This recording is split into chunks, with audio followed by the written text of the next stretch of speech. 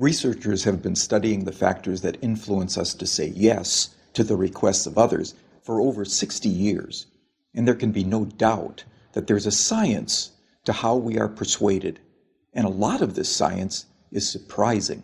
When making a decision, it would be nice to think that people consider all the available information in order to guide their thinking, but the reality is very often different. In the increasingly overloaded lives we lead, more than ever, we need shortcuts or rules of thumb to guide our decision-making. My own research has identified just 6 of these shortcuts as universals that guide human behavior. They are reciprocity, scarcity, authority, consistency, liking, and consensus. Understanding these shortcuts and employing them in an ethical manner can significantly increase the chances that someone will be persuaded by your request. Let's take a closer look at each in turn. So, the first universal principle of influence is reciprocity. Simply put, people are obliged to give back to others the form of behavior, gift, or service that they have received first. If a friend invites you to their party, there's an obligation for you to invite them to a future party you are hosting. If a colleague does you a favor, then you owe that colleague a favor. And in the context of a social obligation, people are more likely to say yes to those that they owe.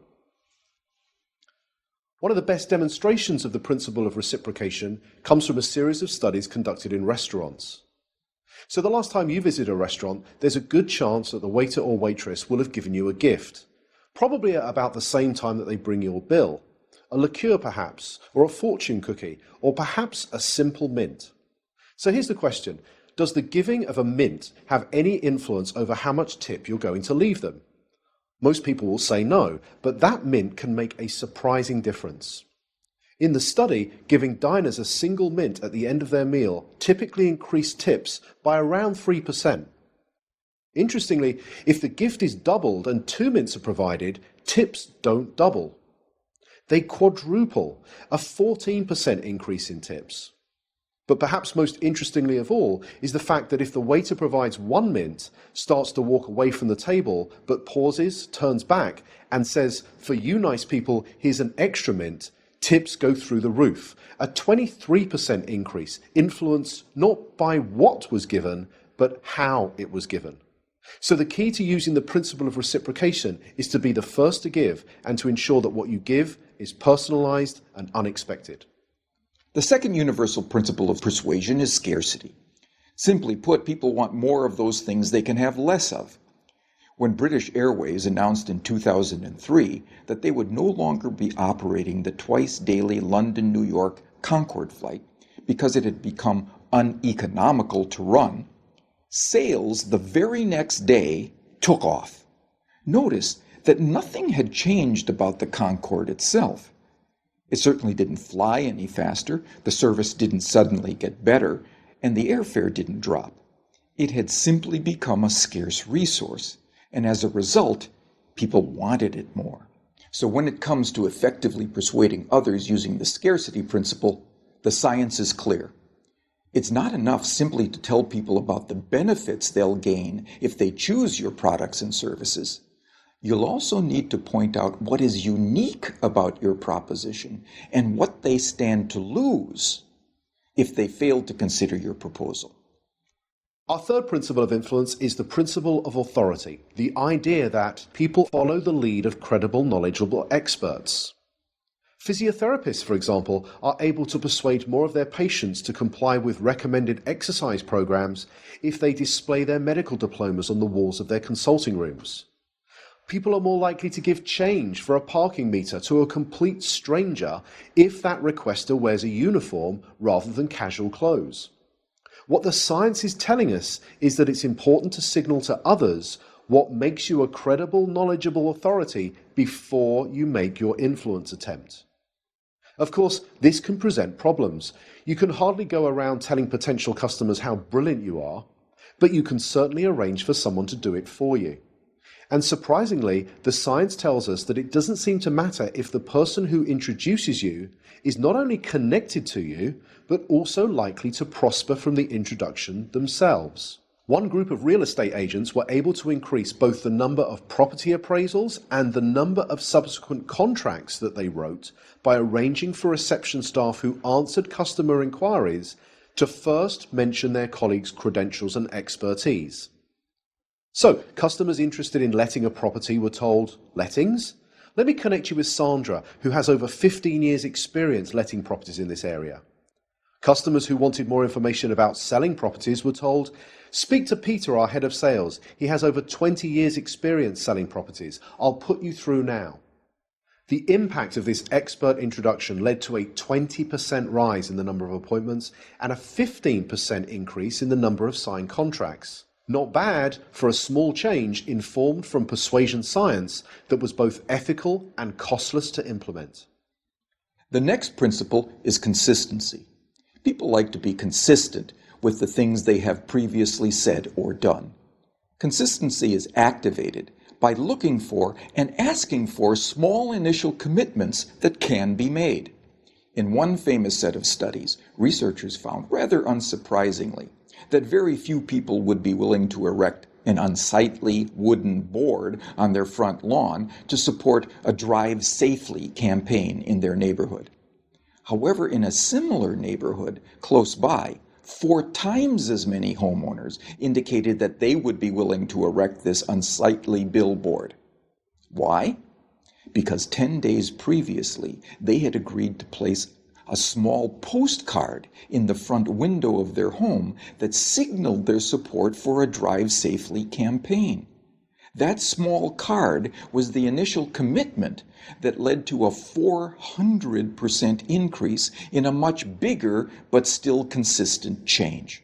So, when seeking to influence using the consistency principle, the detective of influence looks for voluntary, active, and public commitments, and ideally gets those commitments in writing.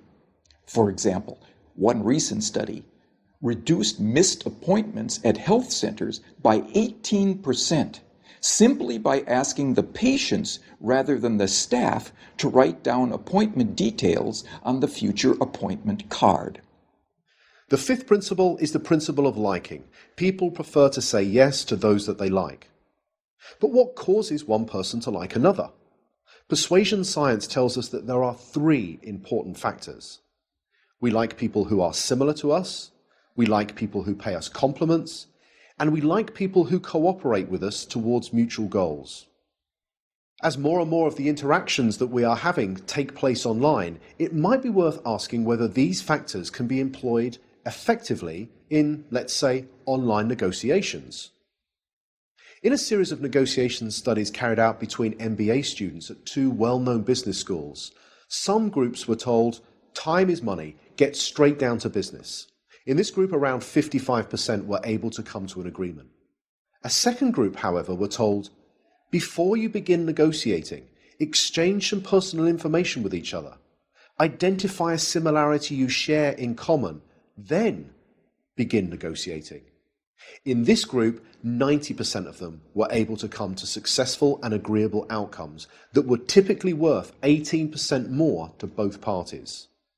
So to harness this powerful principle of liking, be sure to look for areas of similarity that you share with others and genuine compliments you could give before you get down to business. The final principle is consensus. Especially when they are uncertain, people will look to the actions and behaviors of others to determine their own. You may have noticed that hotels often place a small card in bathrooms that attempt to persuade guests to reuse their towels and linen. Most do this by drawing a guest's attention to the benefits that reuse can have on environmental protection. It turns out that this is a pretty effective strategy, leading to around 35% compliance. But could there be an even more effective way? Well, it turns out that about 75% of people who check into a hotel for 4 nights or longer will reuse their towels at some point during their stay. So what would happen if we took a lesson from the principle of consensus and simply included that information on the cards and said that 75% of our guests reuse their towels at some time during their stay, so please do so as well. It turns out that when we do this, towel reuse rises by 26%. Now imagine the next time you stay in a hotel, you saw one of these signs. You picked it up and you read the following message. 75% of people who have stayed in this room have reused their towel. What would you think? Well, here's what you might think. I hope they're not the same towels. And like most people, you probably think that this sign will have no influence on your behavior whatsoever. But it turns out that changing just a few words on a sign to honestly point out what comparable previous guests have done was the single most effective message, leading to a 33% increase in reuse. So, the science is telling us that rather than relying on our own ability to persuade others, we can point to what many others are already doing, especially many similar others. So there we have it, 6 scientifically validated principles of persuasion that provide for small, practical, often costless changes that can lead to big differences in your ability to influence and persuade others in an entirely ethical way. They are the secrets from the science of persuasion.